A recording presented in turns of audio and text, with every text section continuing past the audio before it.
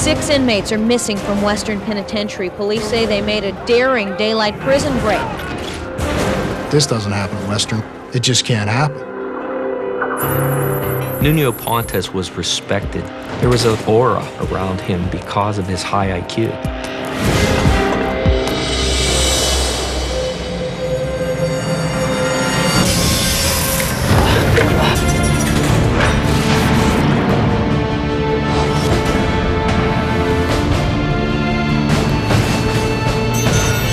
Every security system has a flaw.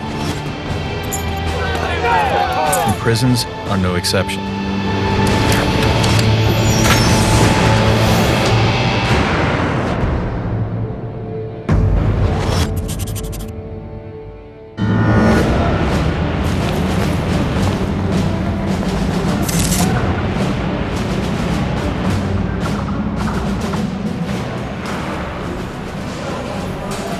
Western Penn was the hole of the state, pretty much. As far as the inmates that we got there, I mean, it was known as a hardcore. The nickname was the Wall. It was because of the Wall, but it was also because of its reputation as being a hardcore penitentiary. My name's Nuno Pontes. In 1992, I was sentenced to 10 to 24 years for robbery and a prior escape attempt. First day, the guard said to me, "What do you want to achieve here at Western Penitentiary?" I said, "I want to escape." They all laughed. I wasn't laughing. For a prisoner to escape from Western Penitentiary, he'd have to come up with a pretty ingenious plan, because it was a maximum security institution, had a 40-foot wall surrounding the entire prison. In here, having to kill somebody or being killed myself was a good bet. I had to get out. Now, I was convicted of cracking safes and other robberies. I got no excuses. I'm an educated middle-class screw-up. My two co-defendants ratted me out and got just 5 years each. I kept my mouth shut and I got 10 to 24 years. First con I got to know would later escape with me from Western Penn. Tom Berkelbaugh warned me that the biggest enemy in prison wasn't violent inmates. It was a routine. I think the routine just deadens your mind and senses to where you're like functioning more like an automaton. You're just waking up and going to bed. The way I saw it, any inmate who wasn't looking for a way out was being crushed by the system. I was determined not to let the boredom crush me. I set myself the task of learning something new about the prison every single day for 3 years.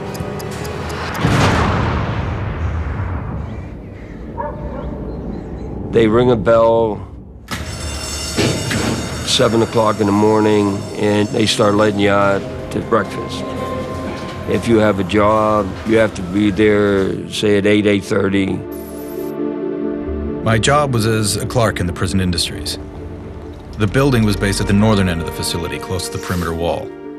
It contained all the services for the prison: the metal shop, the laundry, the maintenance office where I worked. You work until you either go in for con about 10:30 or you're counted on the job. I was supervised at work by civilian workers, right? Not prison guards.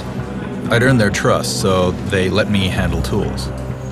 Then you're let back out at around 11:30, 12 o'clock to eat. Lunchtime was good for getting to know guys. I was looking for anyone that would be useful towards the escape.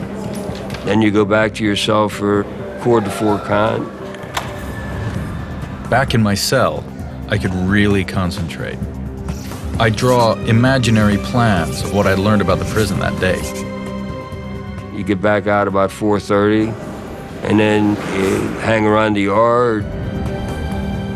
I spent yard time trying to work out prison guards' routines, timings, distances, habits. On the wall, in the yard, near the gates, I was creating my own prison blueprint. And then you lock up at 20 to 9. And then you start the whole thing over again the next day. After doing the same thing over and over every day for 3 long years, I had a mental hard drive of information about Western Penn. I knew it, inside and out. What I needed to find was one fatal weakness to exploit. And then one morning, a throwaway comment from an engineer led me to it. Pipes up in the upper areas of the place. He told me the prison industries block where I worked had an underground crawl space, like a cellar. The door to this crawl space was just yards away from the maintenance office. How could I miss that? This was the breakthrough I'd been waiting for. I realized if I could get into that crawl space, I'd be hidden from view and already underground. Maybe I could tunnel out of the crawl space, under the prison wall, and come up inside of a prison supply warehouse that was on the other side. But there was a problem. To get into the crawl space door, I needed to get the key to the padlock. I started watching the guard inspections of the crawl space, and I noticed that when a guard came out, the key he used most recently was right there on the top of the pile on his ring. Somehow, I needed to steal this key. How do you steal a key from a guard in a maximum security prison? I started racking my brains. I became obsessed.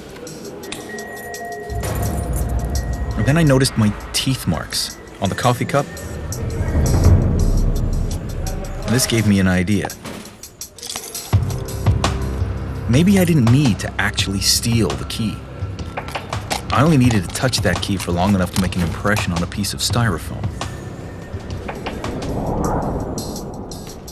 Great thing about prison, the guards have a routine, just like us. A week later, like clockwork, the guard came out of the basement, and I got 2 guys to get in his face when he came out. Twice now, man. Why don't you do anything about it? What do you say? It's amazing what a pack of smokes can buy you in prison. I don't care, but you guys are just the warden's black. While the guard was distracted, I got the piece of torn up coffee cup ready in my hand, and I moved in. Watch who you're talking to. I'm just back. Better down. No, I'm not. I know.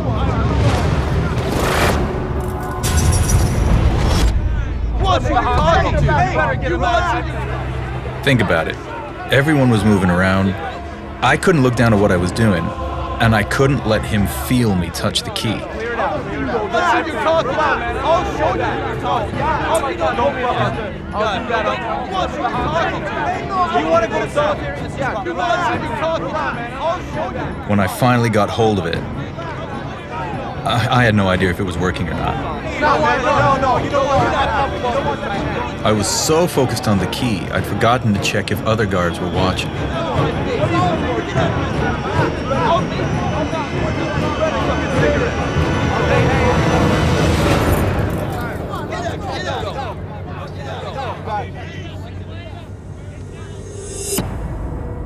I looked down at the styrofoam. There was a clear impression of the guard's key there. This was my first small victory. But I realized I couldn't do this on my own. I needed a team. I conducted my own interview process, and the cons didn't even know I was doing it. I was looking for cons who had skills to offer, and more importantly, who I could trust. I got down to a short list of 5. Carmen Keller, a convicted killer. His job was delivering security passes, which meant he could move freely around the prison. George Conard, a convicted killer. He worked in the metal shop, so he had access to raw brass.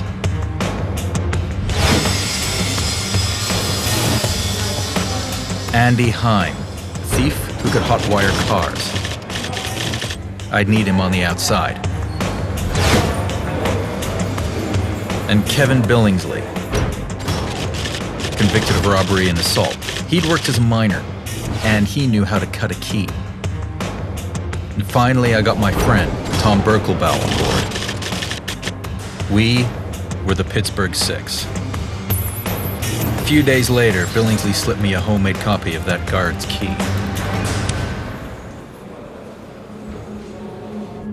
I got the crawlspace key into prison industries, but the most dangerous challenge lay ahead. In broad daylight, right under the noses of the prison guards, I had to test out this fake key without getting caught. I waited till most people were at chow around midday. I left the maintenance office and headed towards the crawlspace, just yards away. This was risky. I had no possible reason to be messing with this padlock. The person most likely to spot me was the guard on the wall. The perimeter wall overlooked the entire prison industries section, including the outside of the maintenance office and the door to the crawlspace. But the guard's only clear sight of the crawlspace door was from the tower. He'd have to leave the tower to patrol the end of the walkway and back, which took him 17 seconds. I had 17 seconds to get to the door, test the key, and get out. I slipped into the doorway. I remember starting to count in my head.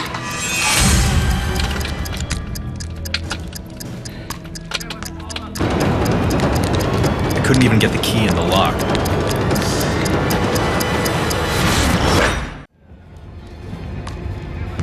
I remember thinking, I can't give up.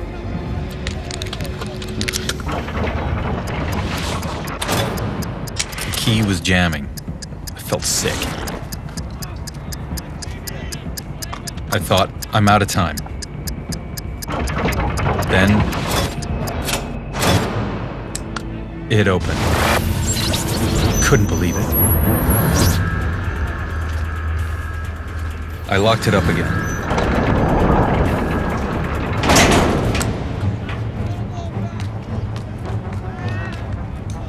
The time was up. I got out. And there I am thinking, I just unlocked the door to freedom.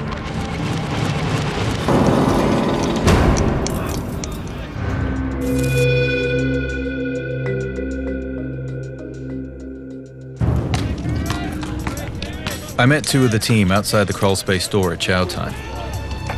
As soon as it looked all clear, we went for it. Keller would have to come back in 2 hours to let us out again.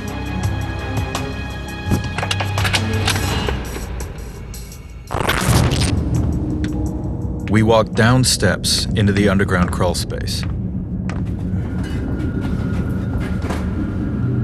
We found hard hats and flashlights, tools left by workers.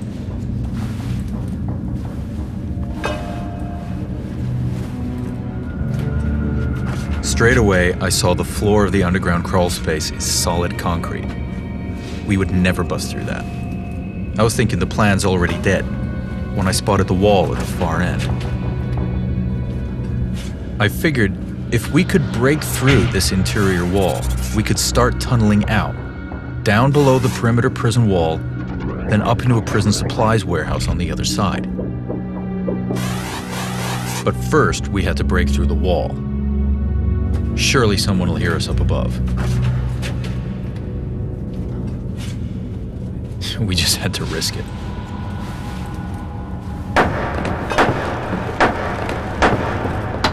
Every hammer blow sounded like a clap of thunder. I'm thinking the guards will be down here any minute. Finally, the bricks came free. We could see the soil on the other side. My heart was pumping wildly. We were starting to tunnel out of the prison. We got the hell out of there as quickly as we could, just in case we'd been heard.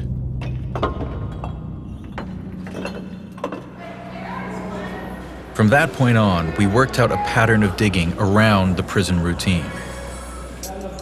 I could only go missing from the maintenance office at lunch, but Keller and Billingsley's jobs meant they were always on the move. So as long as they got their work done, no one seemed to miss them. They had about 3 hours after lunch to dig.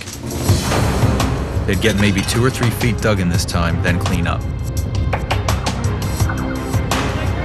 I'd let them out about 3:15. In plenty of time for the 345 head count. There was a lot of cases where people had escape in mind, where we were fortunate enough to find out about it and stop it.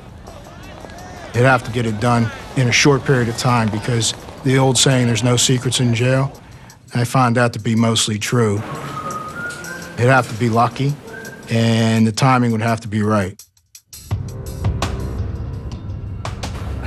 We started taking more risks, lifting tools from the office and timing our movements to the minute to maximize digging time. I really dreaded a collapse. I mean, we were digging through dirt. We didn't have the proper supports you'd need to build a tunnel. All I could do was pray that Billingsley knew what he was doing. I thought about nothing else but the tunnel. It becomes your life. Within 4 weeks, we dug under the prison wall and we were ready to tunnel towards the warehouse. I estimated we were about 4 weeks away from breakout.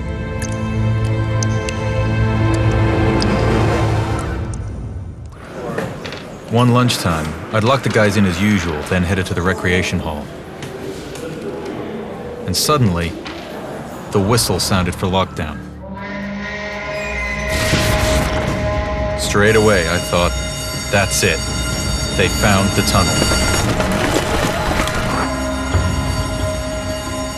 The whistle would let everybody in the institution know that there's something happened and there's going to be a lockdown.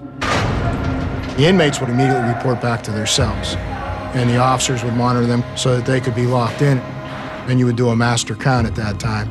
If you had some people missing, then you would start into your emergency procedures for an escape.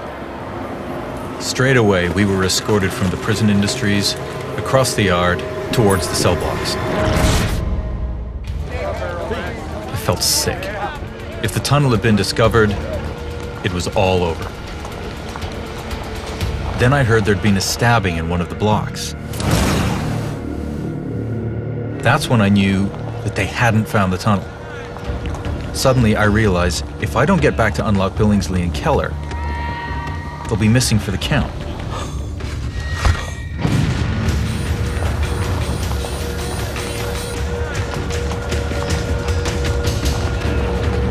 I have to set off in the wrong direction towards the crawl space.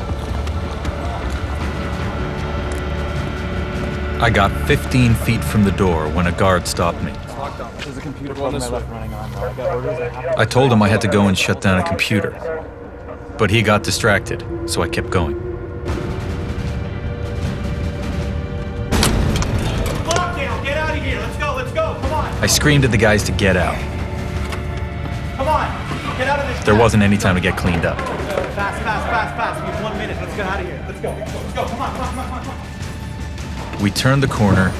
Right there in front of us was a guard.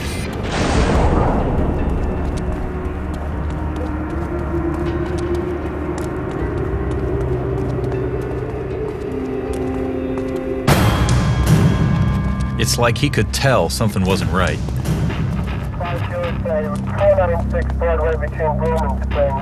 As we walked past, I heard his radio crackle.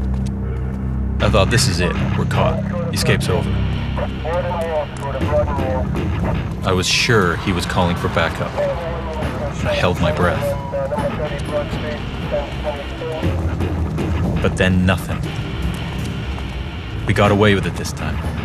But we'd really pushed our luck. We needed to hurry on and get this tunnel dug.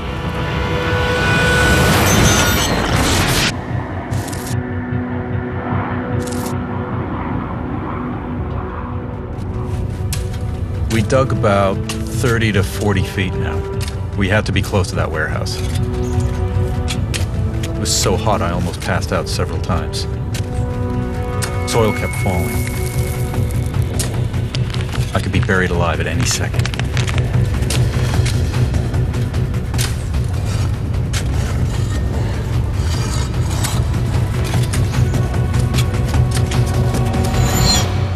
At last I hit concrete. Above us was the prison supplies warehouse and the door to freedom. My plan was to wait for the warehouse to close then drill holes in the concrete to weaken it. I'd stolen a drill. I knew it'd be missed, but it was now or never. I mean, we had to break through.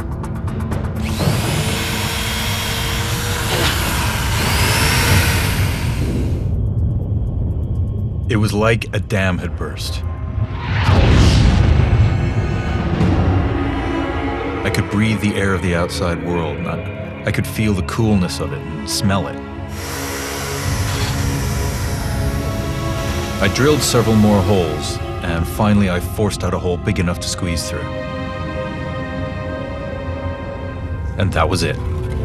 It was on. We were going the next morning.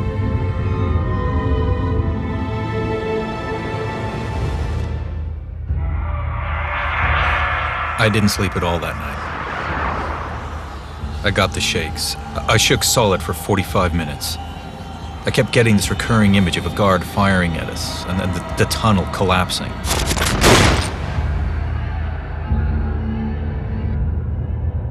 I kept thinking, what if my plan goes wrong? I run through it all again. If we make it through the tunnel, we then have to get out of the prison supplies warehouse without being seen by staff. Next, we exit into the courtyard, overlooked by a guard tower. We have to walk 30 feet past the guard tower to an exit door here, unnoticed. It was the longest night of my life. The pressure's on now because we're almost there.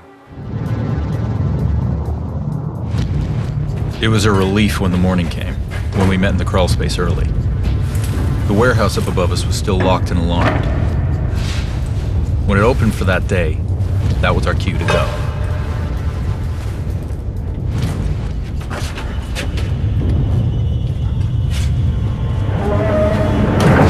We heard the rolling doors opening in the warehouse, and that was it.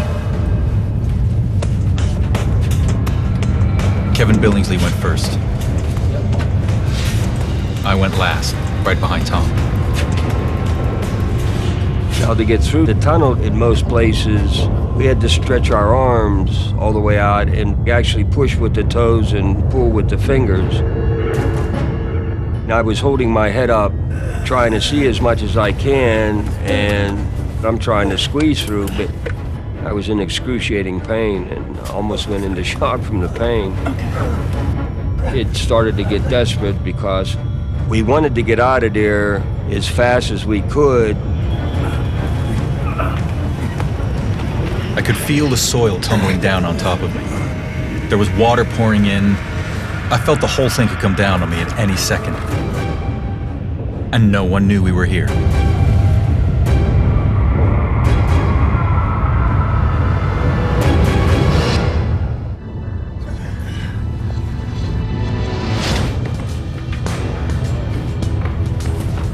I came out of the tunnel.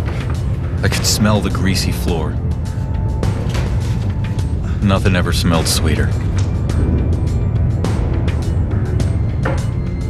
Now all we had to do was cross the courtyard, and we were free. This is it, right? You guys ready? I pulled hard on the door. It opened. And I looked out. All clear.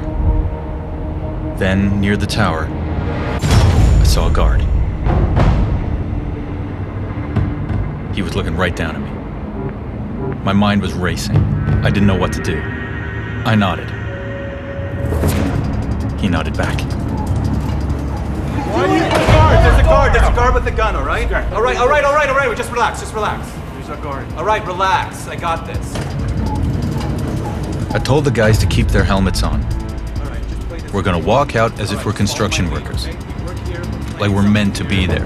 We couldn't go back now. Nobody look up at that guard. Just getting out of here. We're leaving for the day, all right? I took the lead with the blueprints, and they followed. Bunch it together. Let's go.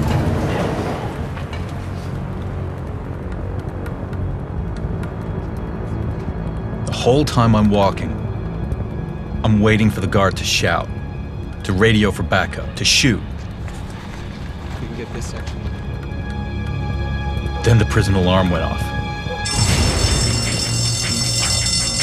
My heart almost exploded. Yet, I felt we still had a chance, so long as I could open this door. I pictured armed guards gathered out front. Sit down now! Sit down! Do it!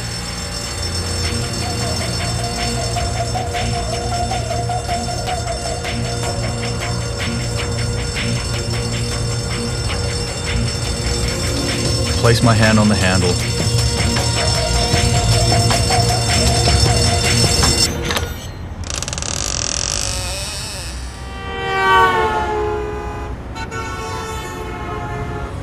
No guards, no cops, no guns.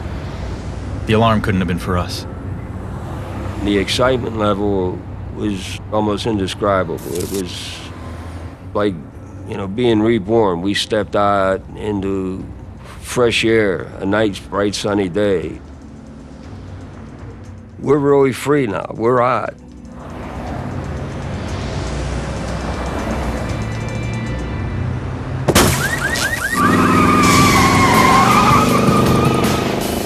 Andy Heim did his job and hotwired a Pontiac. I took what I hoped was one last look at Western Penn.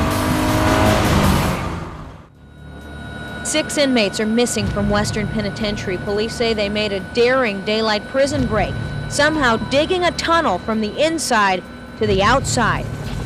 Until the inmates are found, Western Penitentiary is under a lockdown. I got something here. In 1997, I was one of 6 troopers working the Pennsylvania State Police Fugitive Apprehension Unit. When the news broke over the police radios, we all heard it and lit up. Here, we had a maximum security prison and a breakout, not of 1, but of 6, a half dozen inmates. If that doesn't get the attention of the police authorities and the immediate public, what does? The 6 men broke out of the maximum security facility by digging a 30-foot long tunnel. Next, I needed to see firsthand the tunnel. So now I'm inside the maximum security prison. When I went through this tunnel, it was mucky, it was damp, and it smelled. Maybe it was their perspiration that they left behind. They had a goal in mind. That was the light at the end of the tunnel, right? That was the freedom. And it was my job to take that away from them. The inmates have been on the outside for many hours now, and although police continue to search actively for them, they haven't spotted them. Nuno decided that if we were all going to stick together like this, we needed a bigger cart. Before we went into Indiana, we stole a van, which was a lot roomier. We took that there and we kept changing plates. Police believe the inmates stole their getaway car from a parking lot next to the prison. On day 2, the stolen car was recovered. It's an '89 Pontiac Bronze Bonneville, and the left rear window was broken out. That's a big break. That's goosebumps. They stole a van. That in itself said that they're together. That's a direction of flight. When we got into Oklahoma, Kevin made a phone call to this one guy, Travis, in Texas that he happened to know. Travis said that he could get us some clean papers.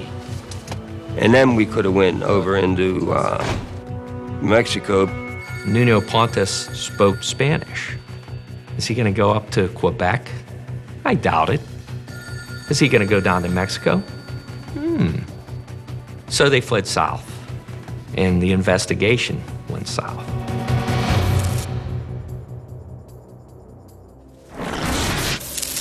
We got to a hotel in Houston, Texas, where we had to sit tight and wait for Billingsley's contact to come up with the fake IDs. Our connections made sure we'd have money and guns to deal with any problems. We'd kill time by getting some beers in and partying.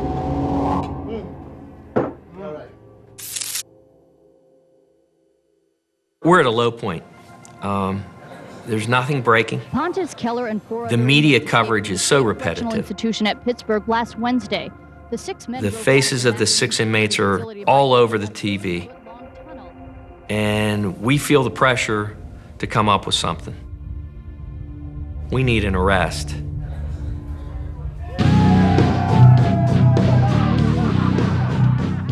They made this crystal meth stuff. Well, I was like on Star Trek. I went into another dimension or something.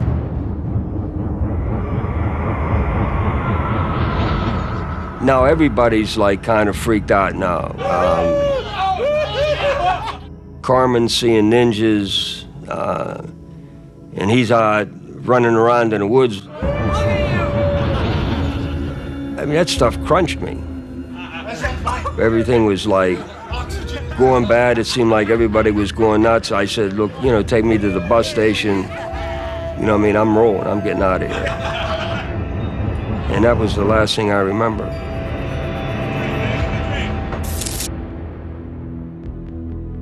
Now we're on day 6. I'd been working this since the 8th of January. I'm cooped up.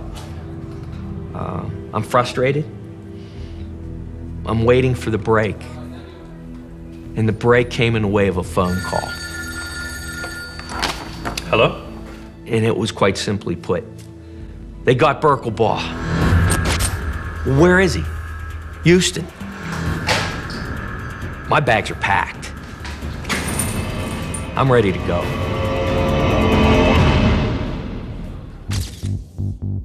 Escapee Thomas Berkelbaugh was captured in Houston. He was wandering at a bus stop. Berkelbaugh showed up at the Greyhound bus terminal. An ambulance was called because he was on the floor of the terminal crawling around. When I was getting to the bus station, my heart seized up, and the next thing I remember, I was in the hospital. I knew I was screwed. Well, it damn near killed me. I needed to be the one to interview Thomas Berkelbaugh. I needed to crack the ice as to the other 5. Where are they? Are they still together? Are they in a vehicle? Are they crossing a border? Are we too late? We're close. We're close. But yet, there's Mexico. When I rounded the corner into the interview room and saw this drug-induced, scramble-brained Thomas Berkelbaugh, some of my hopes and dreams were wiped out. Get some drugs, partied. I don't know. He was nonsensical. Oh yeah. After 3 hours and 10 minutes, I was frustrated. He wasn't speaking English. Partied all night. But he didn't speak of things in the individual. We went. It was we. We. We went over to. And that was a good sign. That gave us an edge because we were looking for the group of them and not 5 individuals like ants fleeing different routes. Keller and me were driving along some back roads to pick up supplies when a cop car appeared ahead of us. Look ahead. This doesn't feel right. It's all right. Just go by him. It's fine. We passed him. Just trust me. No Like drama. this. Would you just trust me on this? Just keep driving. It's fine.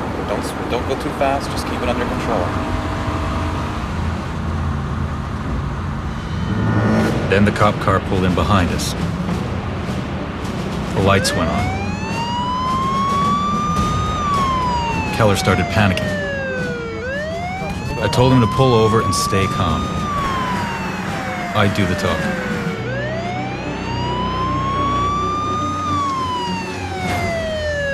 Just relax. I got this covered.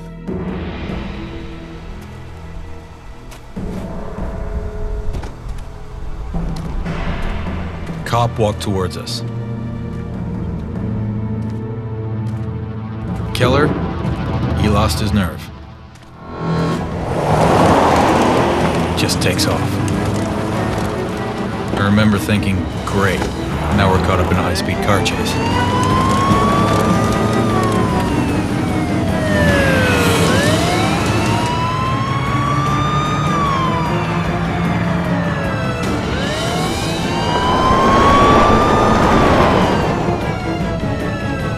We took a turn down a service road. I saw it was a dead end.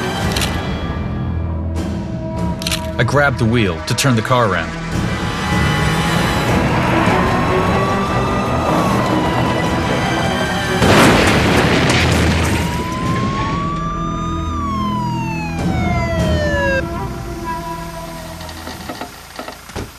I could hear the cop's footsteps. Instinct kicked in. Before I knew it, I was out of there, running.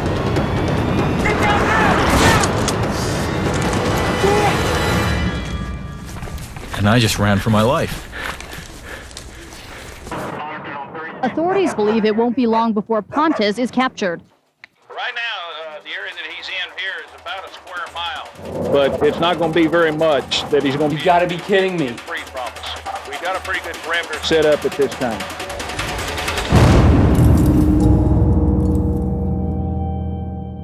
Two down and 4 to go now. Carmen Keller's in cuffs. And in Carmen Keller, I saw pride. Even though he was in a jail cell, he was proud of what he accomplished. He was successful in his own mind. And you try to play on that. I told him what a celebrity he was back at the wall. 6 states. A lot of cops looking for you guys. You know, we looked apart and everything like that. I want to know, who's the associate? Who's conspiring with them? He brought us the booze. Booze. Wow, we got this. The drugs. Oh, man. Who are they leaning on for money? Travis. The name Travis comes up. Travis have a last name? No. Now things are starting to get interesting. Yeah, just Travis. Now we have something to give the local and federal authorities that are working the case in Texas. Yeah, good times. The call came from one of the case agents up in Pennsylvania.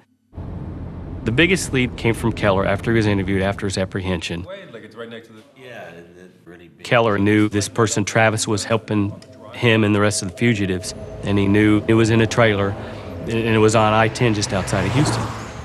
And he knew this white elephant sits on the property where the trailer was. We found the landmark, and we found this little trailer we were looking at, and there was a red Ford vehicle parked in front. So we're running the plate through our database, through our radio. Or sedan 24086M. And we got a hit on the plate. It was a stolen vehicle. Copy that. That ratchets your emotions up a little bit. At the same time, Travis decides to leave the property, and he's going to drive that stolen vehicle.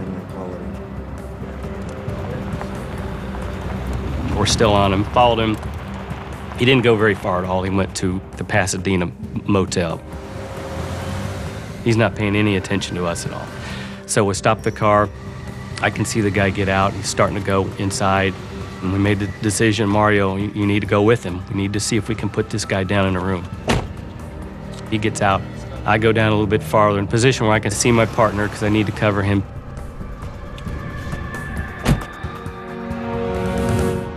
He sees him go into the room. That's all he can see, though. He meets up with me. He says, room 129.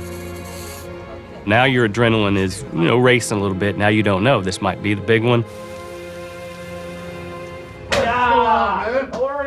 Travis brought the rest of the fake papers. Now we had our IDs, we could go. In 5 hours, we'd be across the Mexican border and free. Nothing was gonna stand in our way. Mario and I were by the vending machines, watching the room. We're kind of acting like we're waiting for somebody. Something was getting ready to happen.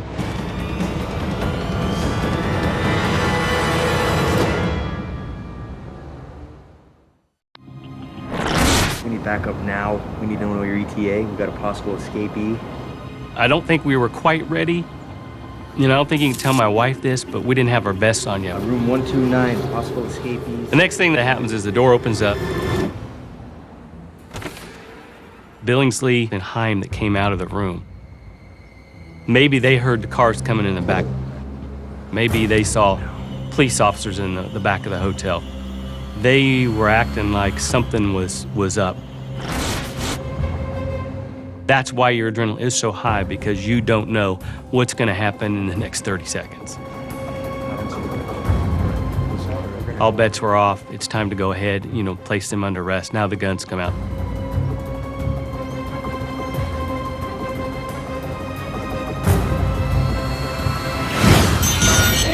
Turn around! On your knees! Right down, let's go! I heard shouting, lots of car doors slamming. Grabbed my gun, headed for the door. You have these two guys on the ground. Cuff them quick, do a quick search. But you still have a hotel room, and that door could open at any time. The rest of the people in that hotel room could be armed. They open the door and start firing, they're going to get the first shot off.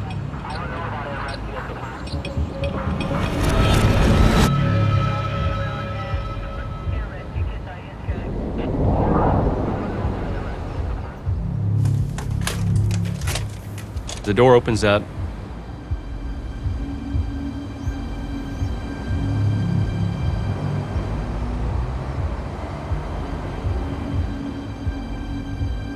And Pontes comes out.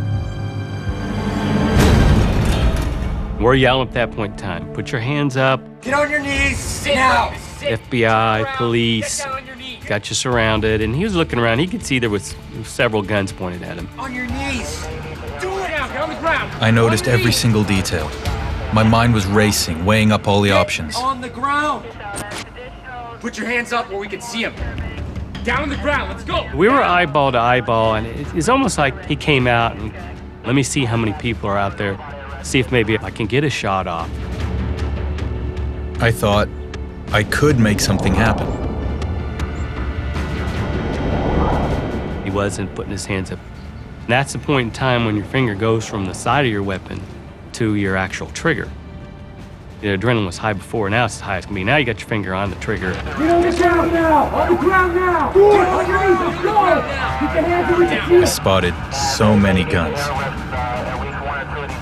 Get down on the knees, let's go! Stop!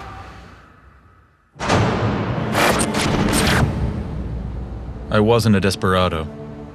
It was all over. This was the worst moment of my life.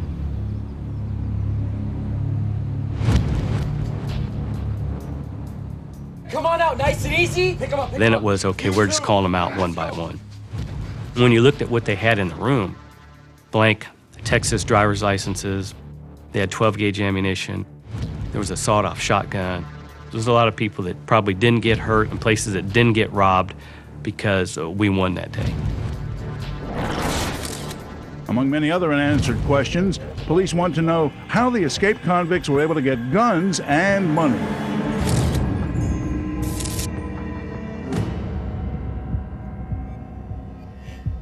"30-year-old Nuno Pontes, identified as the mastermind of the escape plot.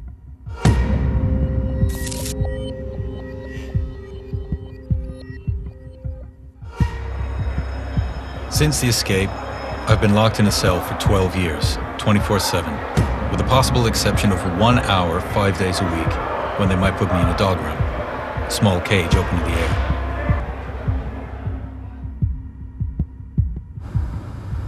The only reason that cop stopped us in Texas was because we weren't wearing seatbelts.